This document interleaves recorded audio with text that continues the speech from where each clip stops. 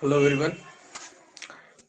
पिछले क्लास में थर्मोडायनेमिक्स में हम लोगों ने क्या पढ़ा था, तो मोलर हीट कैपेसिटी और मोलर हीट कैपेसिटी को दो पार्ट में डिवाइड किया गया था।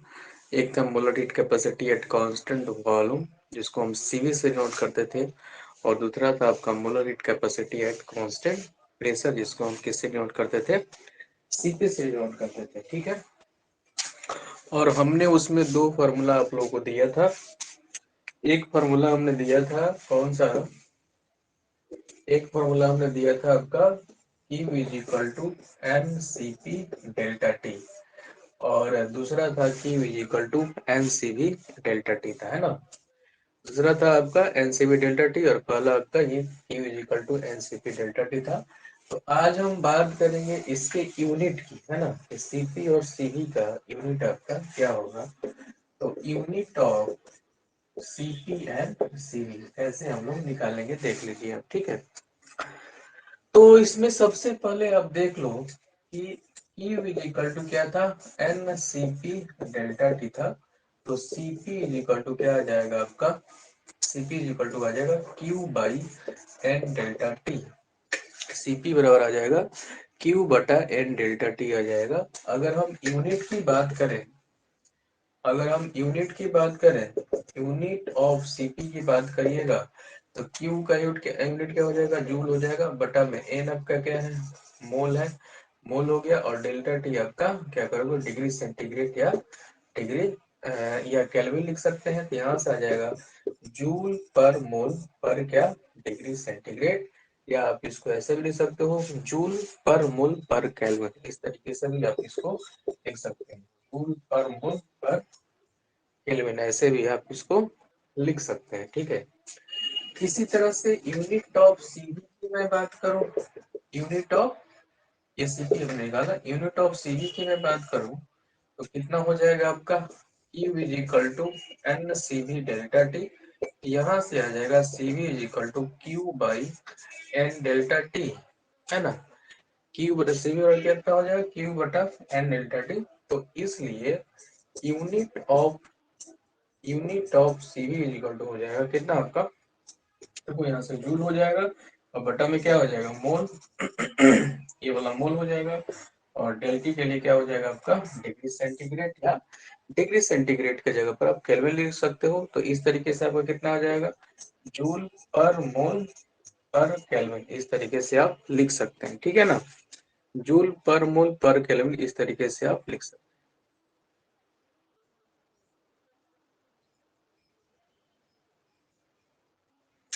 तो इस तरीके से आपका क्या यूनिट आ गया, आपका एक का यूनिट कितना आ गया आपका, जूल पर मोल पर केल्विन, और आपका आ गया जूल पर मोल पर डिग्री सेंटीग्रेड।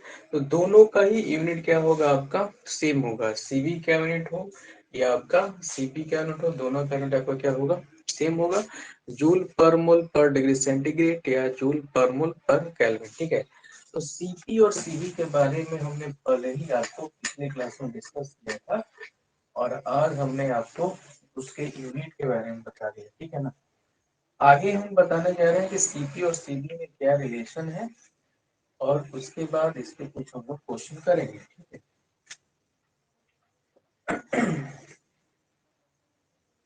देखिए हम बताने जा रहे हैं आपको relation between CP and CB, है ना। Relation between CP and CB. ठीक है, relation between CP and CV, ये आपका बी ऑब्लिक डब्ल्यू का मतलब होता है बिटवीन। ठीक है, शॉर्ट में हम लोग ऐसे लिखते हैं, और ये आपका सीपी हो गया, आपका सीवी हो गया। तो सीपी और सीवी में आपके दो रिलेशन होते हैं, एक होता है CP minus CV is equal to R, और एक होता है CP by CV is equal to gamma. ठीक है, ये गामा है, ये आपका गामा है, CP by CV is equal to, ये गामा नहीं है, सीवी है। ठीक है ना, ये वाला गामा है, CP by CV is equal to gamma, and CP minus CV is equal to R. और ये आर क्या है आपका, आर है यूनिवर्सल यूनिवर्सल गैस कांस्टेंट, है ना। यूनिवर्सल गैस कांस्टेंट है, तो जिसका वैल्यू हम लोग लेंगे कितना, 8.314 जूल पर मोल पर केल्विन। है ना। आप वैसे भी देखिएगा, सीपी का यूनिट जूल पर मोल पर केल्विन आ रहा था, या जूल पर मोल पर डिग्री सेंटीग्रेड, दोनों में कोई फर्क नहीं है, दोनों का यूनिट सेम है, इसलिए आप माइनस कर रहे हो। अब चूंकि लेफ्ट साइड में जूल पर मोल पर केल्विन यूनिट हो रहा है, तो राइट साइड में होना चाहिए। वैसे भी आर का यूनिट क्या होता है आपका, जूल पर मोल पर केल्विन ही होता है। तो यहाँ से ये वाला आप इसको क्या लिखोगे, जूल पर मोल पर क्या केल्विन, है ना, जूल पर मोल पर केल्विन हो गया आपका, ठीक है। तो Cp minus Cv is equal to R, और Cp by Cv is equal to gamma. Gamma क्या होता है, गामा को हम लोग पॉइजन रेशियो बोलते हैं, और इसका वैल्यू आपका क्या होता है, 1 से बड़ा होता है, ठीक है। गामा आपका पॉइजन रेशियो होता है, जिसका वैल्यू क्या होता है, 1 से बड़ा होता है। एडियाबेटिक प्रोसेस के लिए PV gamma is equal to constant होता है। कहीं भी आपका एडियाबेटिक प्रोसेस अगर दिख जाए, कहीं भी आपका एडियाबेटिक प्रोसेस हो जाए, तो एडियाबेटिक प्रोसेस का मतलब होता है कि सिस्टम और सराउंडिंग के बीच में आपका हीट इंटरेक्शन क्या है, आपका जीरो। सिस्टम और सराउंडिंग के बीच में हीट इंटरेक्शन जीरो होता है, तो वहां पर हम बोलते हैं कि ये प्रोसेस क्या है, आपका एडियाबेटिक प्रोसेस है। और उस केस में चेंज इन हीट मतलब dq बराबर जीरो होता है। और एडियाबेटिक प्रोसेस के लिए हम लिखते हैं PV gamma is equal to क्या, constant. PV gamma is equal to constant. ये ओनली भी के ऊपर गामा है, ध्यान दीजिएगा, पीवी टोटल के ऊपर नहीं है, पी इंटू भी का पावर क्या है आपका, gamma is equal to constant है, तो इसको आप लोग ध्यान में रखिएगा। एडियाबेटिक प्रोसेस करने का मतलब होता है चेंज इन हीट या heat interaction between the system और सराउंडिंग क्या होगा आपका, जीरो हो जाएगा। पी इंटू भी का power gamma is equal to क्या आएगा आपका, कांस्टेंट आता है, ये इक्वेशन आता है एडियाबेटिक प्रोसेस के लिए, ये आप याद रखेंगे, ठीक है।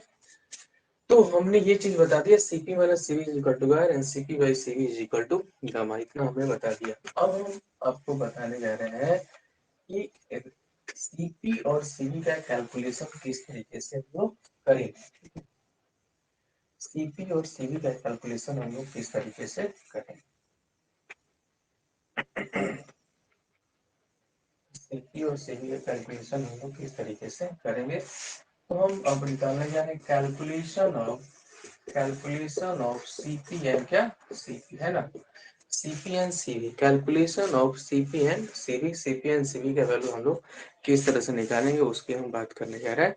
तो सबसे पहली बात कि हमारे पास दो इक्वेशन है, CP minus CV is equal to R, और एक आपका CP by CV is equal to gamma है। तो यहाँ से हम लिख सकते हैं सीपी इज इक्वल टू कितना, आर प्लस क्या, सीपी, है ना।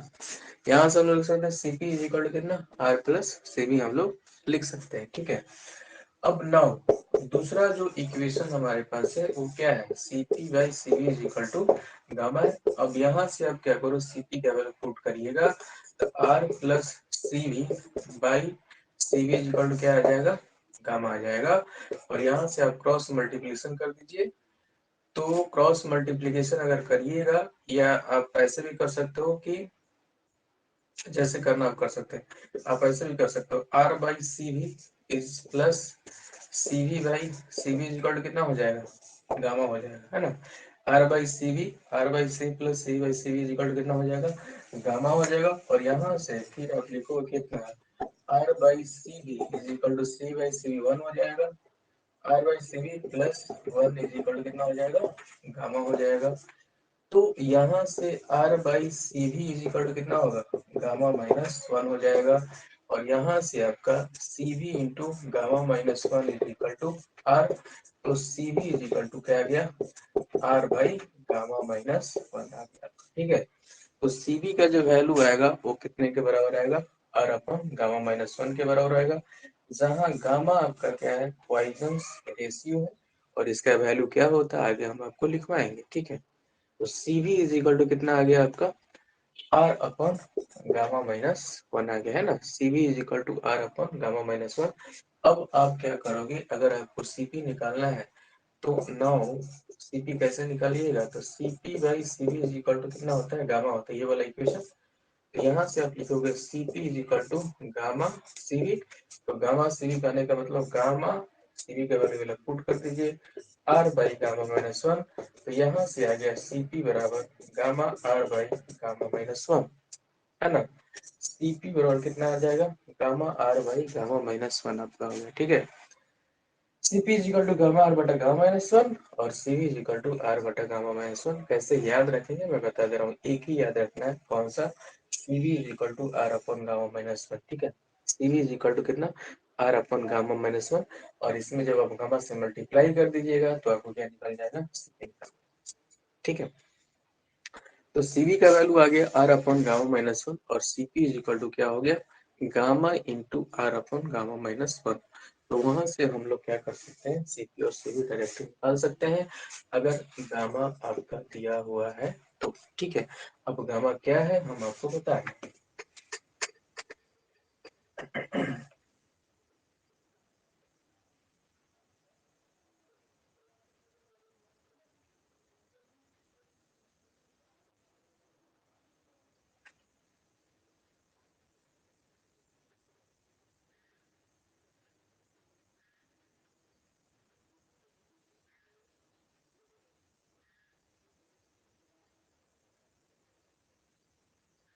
ये गामा आपका क्या है तो उसको आपको याद रखना होगा, गामा का जो वैल्यू होता है, गामा का जो वैल्यू होता है वो होता है आपका कितना, एक होता है आपका 5/3 जो कि हो जाएगा 1.66।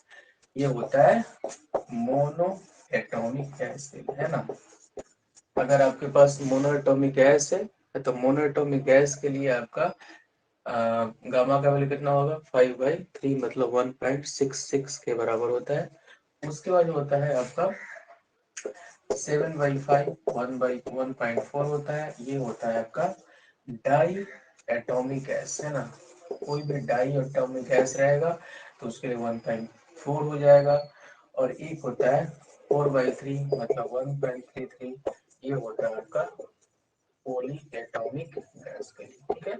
पोली एटॉमिक गैस के लिए 4/3 1.33 7/5 डायटोमिक के लिए, और मोनोएटॉमिक के लिए आपका 1.6। अब मोनोएटॉमिक गैस में कौन कौन सा है ना। मोनोएटॉमिक गैस का मतलब ऐसा गैस जिसमें क्या हो, सिर्फ और सिर्फ क्या हो, एक ही एटम हो। मोनो का मतलब क्या होता है, सिंगल होता है। तो एक ही अगर एटम होगा तो उसको क्या बोलेंगे, मोनोएटॉमिक गैस बोलेंगे। जैसे आपका हीलियम हो गया, नियॉन हो गया, आर्गन, क्रिप्टॉन, जेनॉन, ये सब क्या है आपके मोनोएटॉमिक गैस है, एक ही आपका एटम है। अगर हम डाई एटॉमिक गैस की बात करेंगे तो डाई एटॉमिक मतलब क्या होता है, जिसमें आपका क्या हो, दो ही एटम्स, ठीक है। जैसे आपका O2 हो गया, N2 हो गया, CO हो गया, इस तरीके से। और पोली एटॉमिक गैस कहने का मतलब जिसमें क्या हो, दो से आपके ज्यादा एटम है। जैसे मान लेते हैं CH4 हो गया, NH3 हो गया, और बहुत सारे N2O4 गैस हो गया, NO2 गैस हो गया। ये सब क्या है आपके पोली एटॉमिक है। इसमें कितने एटम है, 5 एटम है, इसमें कितने हैं, 3, और एक 4 एटम, इसमें कितने हैं, 4 और 6 एटम, इसमें कितने हैं, 3 एटम है। तो दो से ज्यादा आपका है ना डाई एटॉमिक गैस रहेगा तो दो ही एटम होंगे, तो यहाँ पे कार्बन के ऑक्सीजन के, ठीक है। तो यहाँ से अगर हमारे पास मोनोएटॉमिक गैस रहेगा तो हम गामा का वैल्यू इतना लेंगे, डाई एटॉमिक रहेगा तो 7/5 लेंगे, और आपका पॉलीएटॉमिक रहेगा तो कितना लेंगे, 4/3 लेंगे।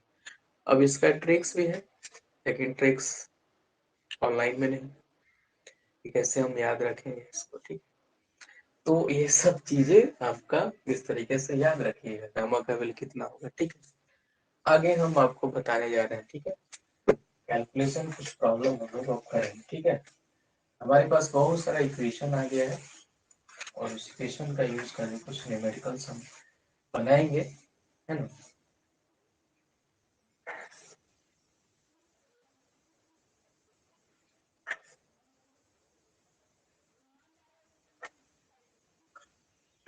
ठीक है, देखिए, अगर आपसे पूछा जाए, पूछा क्वेश्चन आपका है, calculate Cp and Cv and for, मान लेते हैं कि आपके पास है डाई एटॉमिक गैस, है ना।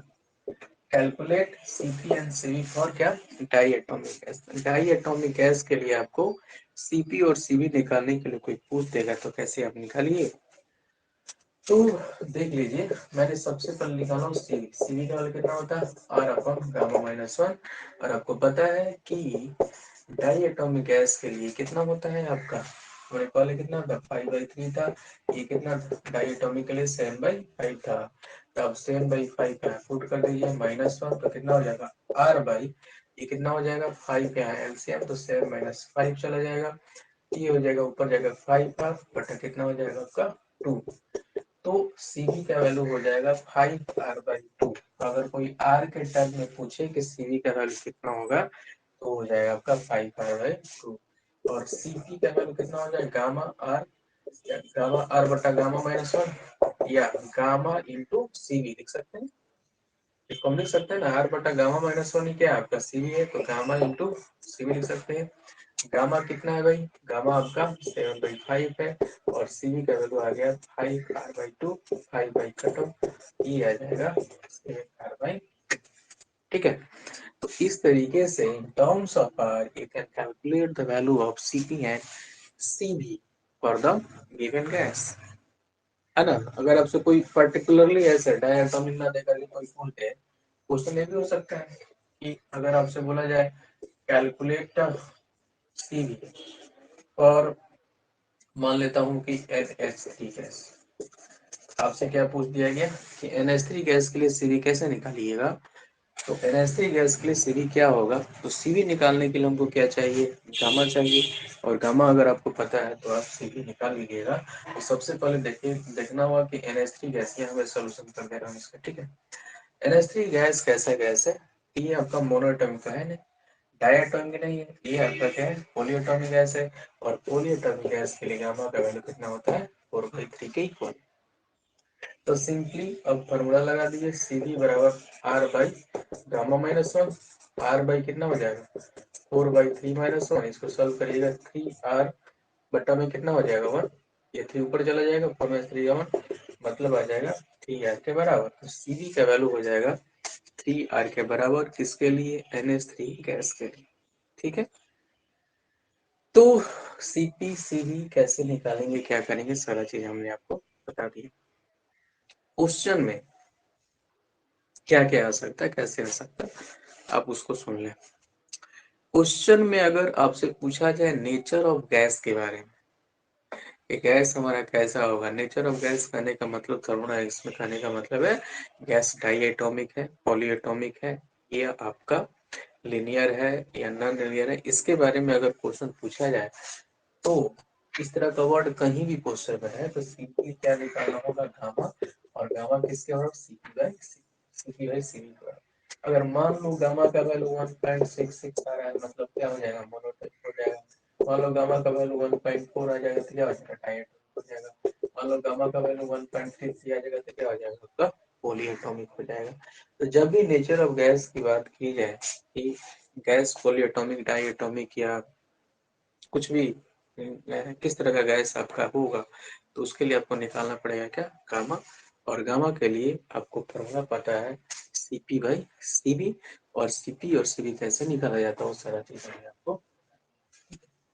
तो आगे इसमें कुछ और क्वेश्चन हम करते हैं।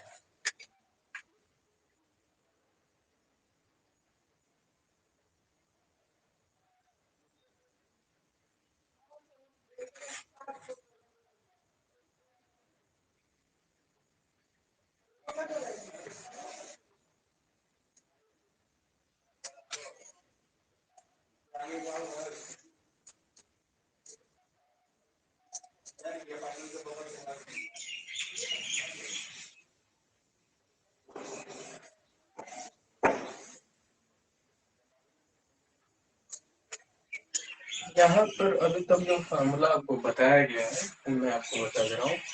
आपको बताया है P इक्वल टू कितना, P equal to MS delta T बताया, P इक्वल टू MS की जगह C डेल्टा T बनाया, P equal to NCP delta T बताया गया, P equal to NCP delta T बताया गया, CP minus CV equal to R बताया गया है, CP/CV इक्वल टू R। इतना फॉर्मूला आपको बताया गया है, ठीक है। अब एस क्या है, तो एस आपका है स्पेसिफिक हीट कैपेसिटी, क्या है आपका स्पेसिफिक हीट कैपेसिटी। इसमें सी एक टर्म आ गया, तो सी क्या है आपका हीट कैपेसिटी। आपका है हीट कैपेसिटी है। Cp क्या है, ये आपका है मोलर हीट कैपेसिटी, ठीक है। ये आपका है molar heat capacity at a constant, क्या है आपका प्रेशर आपका है, ठीक है। Cv क्या है, molar heat capacity at constant आपका वॉल्यूम है।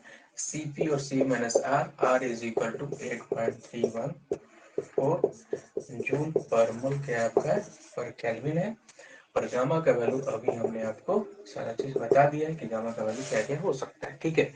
गामा का वैल्यू आपका क्या क्या हो सकता है, तो आपका आ रहा था कितना कितना 5/3, 7/5 एंड 4/3।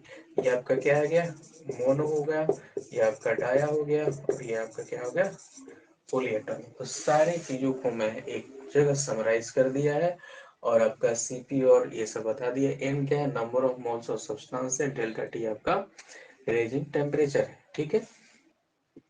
तो यहाँ पर Q is equal to M S delta T, Q is equal to C delta T, Q is equal to NCP delta T.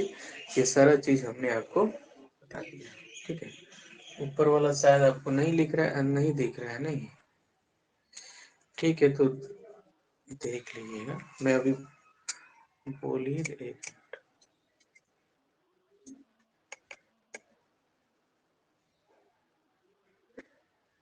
ठीक है। मैं बोल दे रहा हूँ एक बार। Q is equal to M S delta T है, Q is equal to M S delta T. S क्या है आपका स्पेसिफिक हीट कैपेसिटी है, एस उधर जो नहीं दिख रहा है आपका स्पेसिफिक हीट कैपेसिटी है। सी आपका हीट कैपेसिटी है, और CP molar heat capacity at constant volume. अ, और ये आपका सीवी, सीवी आपका क्या है molar heat capacity at constant volume. बाकी सब आपको दिख रहा है। तो इसके बेसिस पर हम एक क्वेश्चन लिख रहे हैं, उस क्वेश्चन को हम बनाइएगा, ठीक है। क्वेश्चन दिया हुआ है, क्वेश्चन आपका दिया है calculate the heat required, calculate the heat required to raise the, calculate the heat required to raise the temperature of, to raise the temperature of 20 gram water. Calculate the heat required to raise the temperature of 20 gram water uh, मान लेते हैं कितना है 27 degree centigrade to, कितना ले लो, मान लेते हैं कि 30 डिग्री सेंटीग्रेड, ठीक है ना। Calculate the heat required to raise the temperature of 20 gram water from 27 degree centigrade to 30 degree centigrade. Specific heat capacity आपका दे दिया है कितना 4.2, है ना। स्पेसिफिक हीट कैपेसिटी दे दिया है 4.2 जूल पर ग्राम पर डिग्री सेंटीग्रेड, ठीक है ना। आपके पास क्वेश्चन है calculate the heat required to raise the temperature of 20 gram water. 20 gram water आपके पास है, उसका टेम्परेचर 27 से 30 ले जाना है। तो 27 से 30 ले जाने के लिए आपको कितना हीट चाहिए। स्पेसिफिक हीट कैपेसिटी 4.2 जूल पर ग्राम पर डिग्री सेंटीग्रेड गिवन है, ठीक है। तो इसको आप कर लो,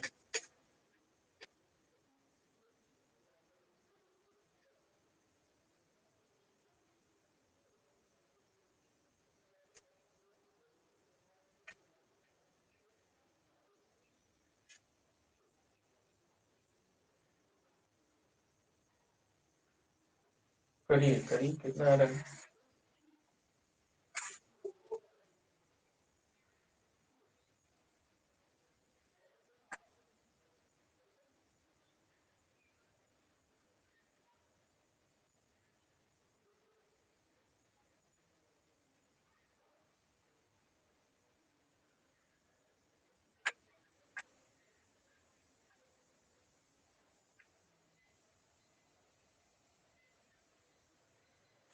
देखो कौन सा फॉर्मूला पहले लगेगा।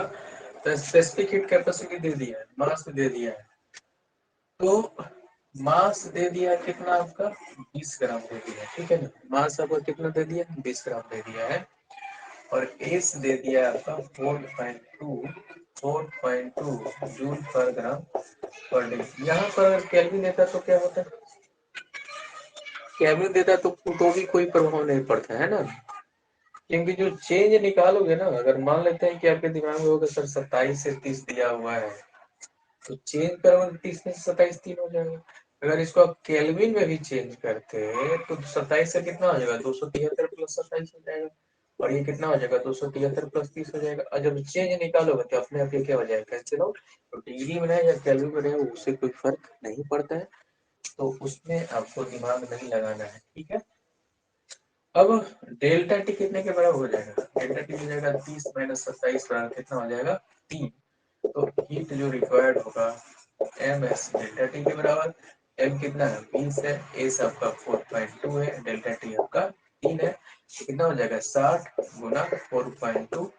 ये आपका कितने में जाएगा, जूल में जाएगा, ध्यान दीजिए ये आपका जाएगा जूल में। मल्टीप्लाई करें कितना हो जाएगा, 252 जूल आपका हो जाएगा, ठीक है। तो अगर आपको 27 से 30 डिग्री टेम्परेचर ले जाना है तो आपको बाहर से कितना 252 जूल एनर्जी प्रोवाइड करना पड़ेगा, ठीक है। तीन हमने सारी चीजें आपको बता दिया। तो अब हम बात करते हैं, इतना तेज हो गया है, इसमें कोई दिक्कत आपको हमारे ख्याल से अभी तक नहीं होना चाहिए। और जैसे बताया जाएगा उसे आप करिएगा, न्यूमेरिकल सारे आपके नीट वाले बिना हमसे पूछे बन जाए, है ना। जिस चीज पे मैं बताता हूँ कि आप फोकस आपको करना है, ये चीज आपको ध्यान रखना है, ये चीज याद नहीं रखना है, उन सारी चीजों को आप फॉलो करेंगे तो नीट का क्वेश्चन बिना कोई दिमाग पे जोर दिए, प्रेशर लगाए आप बना सकते हैं। तो उसका ध्यान रखिए, ठीक है। इतना हमने आपको बता दिया। अब हम आपको बताने जा रहे हैं इंटरनल एनर्जी के बारे में। अब हम बताने जा रहे हैं किसके बारे में, इंटरनल एनर्जी के बारे में। इंटरनल क्या होता है,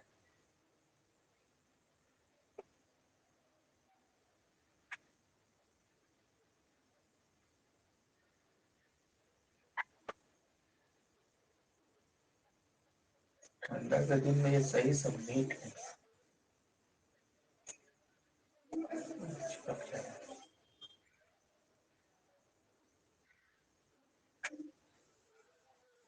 ठीक है, तो हम अब बताने जा रहे हैं आपको किसके बारे में, इंटरनल एनर्जी के बारे में। इंटरनल क्या हो जाता है, इंटरनल एनर्जी हो गया इंटरनल। देखो इंटरनल एनर्जी को कैपिटल ई से डिनोट करते हैं या कैपिटल ई से डिनोट करते हैं ना, ध्यान दीजिएगा। कहीं कहीं आपको कैपिटल यू लिखा हुआ मिल जाएगा, कहीं कहीं कैपिटल आपका ई लिखा हुआ मिल जाएगा। तो इंटरनल एनर्जी क्या होता है, तो किसी भी सिस्टम के लिए इंटरनल एनर्जी जो डिफाइन किया गया है उस किसके लिए डिफाइन किया गया, पहले सिस्टम के लिए डिफाइन किया गया, ठीक है। तो किसी भी सिस्टम का जो इंटरनल एनर्जी होता है वो होता है sum of all kinds of energy. System है तो सिस्टम के पास बहुत सारा एनर्जी हो, है ना, बहुत सारा एनर्जी होगा। मान लेते हैं कि किसी कंटेनर में गैस रखा हुआ है, मान लेते हैं कि किसी कंटेनर में क्या रखा हुआ है, आपका गैस रखा हुआ है ना, एक क्लोज कंटेनर है, इसमें आपका क्या रखा हुआ है, गैस। तो गैस रखा हुआ है, तो ये जो गैस मॉलिक्यूल्स है, ये तो आपका पूरा क्या हो गया, एक सिस्टम हो गया, ये आपका क्या हो गया, एक सिस्टम। और बाहर की दुनिया क्या हो गई, सराउंडिंग हो गई, ठीक है। अब गैस मॉलिक्यूल्स है तो गैस मॉलिक्यूल स्थिर तो है नहीं, उनके पास कुछ ना कुछ एनर्जी है, मतलब वो अगर घूम रहे हैं टहल रहे हैं, कुछ ना कुछ वेलोसिटी होगा, वेलोसिटी होगा तो उनका क्या होगा, काइनेटिक एनर्जी भी होगा। तो सिस्टम का एक एनर्जी कौन सा हो गया, काइनेटिक एनर्जी हो गई। अब कुछ मॉलिक्यूल्स वाइब्रेट भी करते हैं, वाइब्रेट करते हुए भी आगे की तरफ बढ़ रहे हैं। तो वाइब्रेट कर रहे हैं तो इनके पास क्या होगा, आपका वाइब्रेशनल एनर्जी भी होगा। क्या होगा, वाइब्रेशनल एनर्जी भी होगा। मान लेते हैं किसी कंटेनर में कोई रिएक्शन हो रहा है, तो दो मॉलिक्यूल्स आपस में टकरा रहे हैं, आपस में रिएक्ट कर रहे हैं, तो कुछ एनर्जी भी आपका रिलीज होगा। वो एनर्जी किसी भी फॉर्म में हो सकता है, हीट एनर्जी के भी फॉर्म में भी हो सकता है, या उसको हम केमिकल एनर्जी बोल सकते हैं। तो यहाँ पर बहुत तरह का एनर्जी आ गया, काइनेटिक एनर्जी आ गया, वाइब्रेशनल एनर्जी आ गया। एक पर्टिकुलर गैस की हम बात कर रहे हैं, गैस को अगर सिस्टम आप रख रहे हैं तो, या गैस को सिस्टम कंसिडर कर रहे हैं तो, किसी कंटेनर में रखे हैं तो उसके पास क्या आ गया, काइनेटिक एनर्जी आ गया। वाइब्रेशनल एनर्जी भी आ रहा है, वाइब्रेट कर रहा है तो कुछ ना कुछ उसका एनर्जी होगा वाइब्रेशन के कारण। वाइब्रेशनल एनर्जी हो गया, काइनेटिक एनर्जी हो गया, ट्रांसलेशनल एनर्जी हो गया, रोटेशनल एनर्जी, कोई घूम रहा होगा तो रोटेशनल एनर्जी भी उसका होगा कुछ ना कुछ। रिएक्शन अगर हो रहा है तो कुछ ना कुछ केमिकल एनर्जी भी होंगे उसके पास, है ना। तो एक सिस्टम में अगर गैस को अगर कंसीडर किया जाए, किसी कंटेनर में गैस को रखा हुआ है, तो इस छोटे से सिस्टम में बहुत सारे एनर्जी आपका हो जा रहा है, केमिकल एनर्जी आ रहा है, काइनेटिक एनर्जी हो रहा है, वाइब्रेशन एनर्जी हो रहा है, इस तरह के बहुत सारे एनर्जी आपके होंगे, ठीक है। तो इंटरनल एनर्जी क्या होता है, it is the sum of all kinds of energy. पहला डेफिनेशन यही लिखो, it is the sum of, it is the sum of all kinds of energy of the system. It is the sum of all kinds of energy of the system. System के पास जितने भी तरह का energy होगा, सारे energy के सम को क्या बोलेंगे हम लोग, इंटरनल एनर्जी। तो यू बराबर आप लिख सकते हो kinetic energy, potential energy, chemical energy. ध्यान दीजिए, kinetic energy, potential energy, chemical energy, nuclear energy, any S S S, बहुत तरह का एनर्जी होगा आपका, है ना। अब potential energy, rotational energy, rotational में भी रोटेशनल हो गया, वाइब्रेशन हो गया, वाइब्रेशन में बहुत तरह का वाइब्रेशन होता है, ठीक है। तो खैर उनके पीछे हमको नहीं जाना है, जो नेट का कोर्स है उसके पीछे हमको नहीं जाना है। आपको बस इतना ध्यान रखना है कि it is the sum of all kinds of energy of the system, ठीक है। डायरेक्टली पूछ देता है कि इंटरनल एनर्जी क्या होता है, it is the sum of all kinds of energy, ठीक है। इस तरीके से हम इसको लिख सकते हैं। दूसरा डेफिनेशन बोलता है, it is the heat possessed by,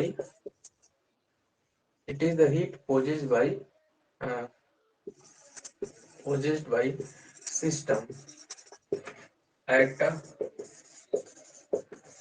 constant volume। ध्यान दीजिएगा, it is the heat possessed by system eight constant volume. Constant volume पर सिस्टम के पास जो एनर्जी होगा उसको हम लोग क्या बोलते हैं, इंटरनल एनर्जी बोलते हैं, है ना। कांस्टेंट वॉल्यूम पे सिस्टम के पास जो एनर्जी होगा उसको हम लोग क्या बोलते हैं, इंटरनल एनर्जी। कांस्टेंट वॉल्यूम पे, ठीक है। और कांस्टेंट वॉल्यूम पे एनर्जी कितना होता है सिस्टम का, वो हमने बताया कि is equal to N C B delta T. की भी ये निकलता है N C B delta T. मतलब ये जो हीट है, ये जो Q is equal to N C B delta T है, ये सिस्टम का क्या है, इंटरनल एनर्जी। तो यहाँ से लिख सकते हो delta U is equal to N C B delta T. तो इंटरनल एनर्जी का एक फॉर्मूला आ गया, डेल यू। अब डेल यू आ गया, डेल यू का मतलब क्या हो गया, चेंज इन इंटरनल एनर्जी। ये इंटरनल एनर्जी नहीं है, ये क्या है आपका, चेंज इन इंटरनल एनर्जी, ठीक है। ये क्या है आपका, change in internal energy. Del U क्या है आपका, change in internal energy. Del T क्या है, रेंज इन टेम्परेचर, और बाकी इसके बारे में तो आपको पता ही है। अब एक क्वेश्चन यहाँ से आता है कि हम किसी भी सिस्टम का एग्जैक्ट इंटरनल एनर्जी नहीं निकाल सकते हैं, है ना। इसी कारण से जब भी आपको इंटरनल एनर्जी निकालने के लिए बोला जाता है तो आप निकालते क्या हो, change in internal. Change in internal exactly हम निकाल सकते हैं, लेकिन इंटरनल एनर्जी किसी सिस्टम का एग्जैक्टली हम नहीं निकाल सकते हैं, क्योंकि बहुत सारे एनर्जी का फॉर्म होता है किसी भी सिस्टम के पास, और उसका एग्जैक्टली निकाल पाना बहुत ही मुश्किल काम है। इस कारण से हम लोग क्या निकालते हैं, चेंज इन इंटरनल एनर्जी निकालते हैं। ये भी कभी कभी क्वेश्चन आपका पूछ देता है कि इंटरनल एनर्जी क्यों नहीं निकाला जाता है। तो इंटरनल एनर्जी निकालने का ये कारण है कि एग्जैक्टली उसको हम नहीं निकाल पाएंगे, क्योंकि किसी भी सिस्टम के पास कोई एक पर्टिकुलर एनर्जी तो होता नहीं है, बहुत सारे एनर्जी होते हैं, और उन सारे एनर्जी को निकाल पाना क्या है, बहुत ही मुश्किल काम है। इस कारण से हम लोग चेंज इन इंटरनल एनर्जी निकालते हैं। अब चेंज का मतलब क्या हो गया, जैसे मान लीजिए कोई सिस्टम हो गया, अब इसके पास इतना एनर्जी हो गया, बहुत सारी एनर्जी आएंगे इसमें। U1 निकाला, फिर क्या निकाला, U2 निकाला, दूसरे कंडीशन U2 निकाला। तो U2 माइनस C1 करिएगा तो ये सब एनर्जी, इसके बारे में आपको आइडिया ही नहीं है कुछ, कैसे निकलेगा क्या निकलेगा, वो क्या हो जाएगा, कैंसिल आउट हो जाएगा। तो चेंज इन इंटरनल एनर्जी क्या निकलता है आपका, एग्जैक्ट निकल जाएगा, है ना। तो चेंज इन, जब भी इंटरनल एनर्जी क्वेश्चन में पूछे निकालने के लिए तो आपको निकालना क्या है, डेल यू। ठीक है, और डेल इज इक्वल टू कितना होगा, N C V delta T. ठीक है, डेल इज इक्वल टू कितना होगा, N C V delta T. और सीवी क्या है आपका, सीवी आपका है molar heat capacity at constant. ठीक है, तो इतना हमने बता दिया, आप इसको ध्यान में रखेंगे। और नेक्स्ट क्लास में हम आपको बताएंगे लॉ ऑफ थर्मोडायनेमिक्स, और वहां से धीरे धीरे हम लोग क्वेश्चन बनाएंगे। आज के लिए इतना ही, कल आपसे हम फिर मिलेंगे। तब तक आप लोग पढ़ाई करिए अच्छे से। ओके।